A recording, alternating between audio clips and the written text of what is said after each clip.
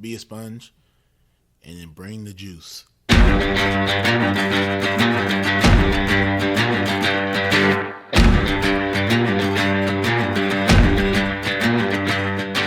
By focusing on your improvement, by focusing on your progress, and eliminating any fixed mindset that you may have and acts of perfectionism, then you encourage your own mastery. On some level, we do what we want to do 24 hours a day. Now, sometimes it may not seem like that, but if I'm choosing to work instead of sleep, what I'm actually saying is keeping my job is more important than sleeping. I'm tired of this. I'm tired of getting beat. What can I do to get over this hump? So mentally, that's when I kind of put that forefront, like, hey, it's either all or nothing.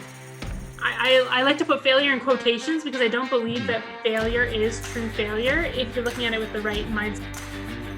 The truth is, the journey to greatness is hard. It takes time, it takes effort, it takes focus, and every day you have to decide what you value, what you want to pursue, and what you want to achieve. And if you dig deep enough, if you push hard enough, we all have what it takes to be great. Welcome to the Edge of Greatness.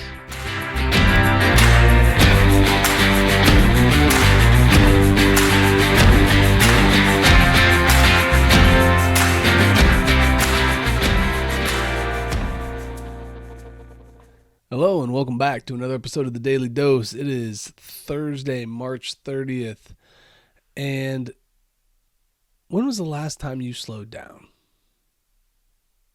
When was the last time you allowed yourself to take a breath and relax? In today's world, I believe that's the hardest skill to master. It's the most challenging thing to do because everything is done at maximum speed. We can get everything immediately. So it's really hard to therefore enjoy a pause, enjoy a break. There's this fear that we're going to miss something important. And I find it interesting because for a while, I was really sucked into that problem.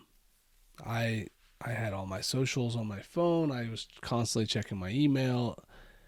And it was interesting because nothing really ever was happening.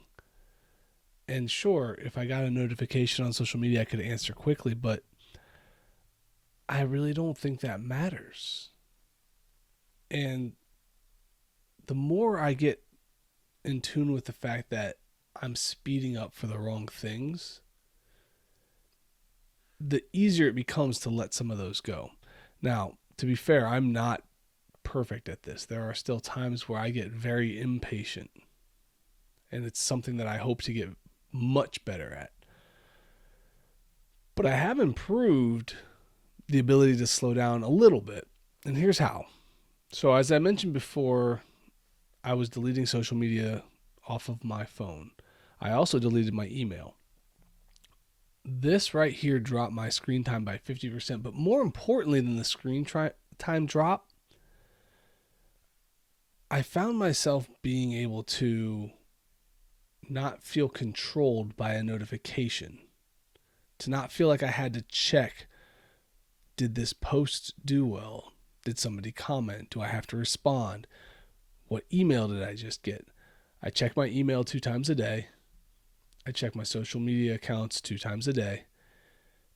And that's enough. I haven't missed a thing. The world still is moving forward without any concern. I'm getting all the same responses.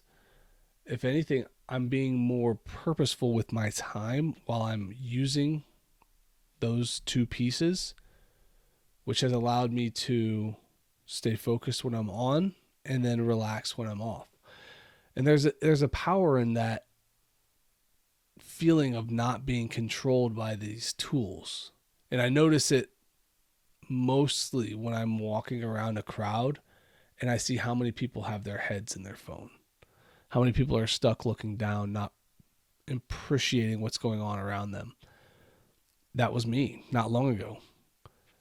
And I'm not saying I'm going to keep the social media apps off my phone forever. I think there are uses for them, especially with what I do. But it has been a really eye-opening experience, and I'm hoping that by doing this now, when I add them back in, I can maintain that level of here's my post, see you later, here's my post, see you later, and not feel the need to sit and scroll and wonder and watch and feel like I'm constantly just trying to keep up. The other thing that I've been doing that's been extremely helpful when it comes to getting my mind to slow down is I've been spending time with my breath. It's interesting because when you're focused on how you breathe, the way your breath is coming in and out, you can't speed that up. That's a slow process. It forces you into a state of relaxed, slow, intent. But too often we want to get through things quickly. We want to get to the next thing. We want to hurry ourselves for whatever reason. And the time I spend just sitting there breathing has been extremely valuable. One, to teach myself how to hold my attention on things. But two, to realize that a few minutes of pause isn't going to hurt anything. It's not going to hurt any of my productivity. It's not going to stop me from accomplishing things. Nothing is going to happen that is so urgent that that few minutes is going to disrupt or stop me from being able to be present for it later. If anything, it's giving me clarity to work those projects in the future. But the world needs us to learn how to slow everything down. It really does, because I think we go so fast that we stop thinking.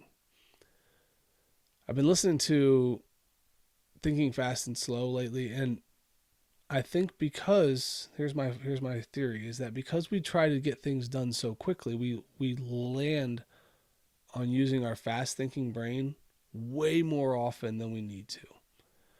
But it's because we're wired to use that brain, and two, when we stop allowing ourselves to be able to take a second to think, to pause, to reflect, we rely on it even more and we start making mistakes.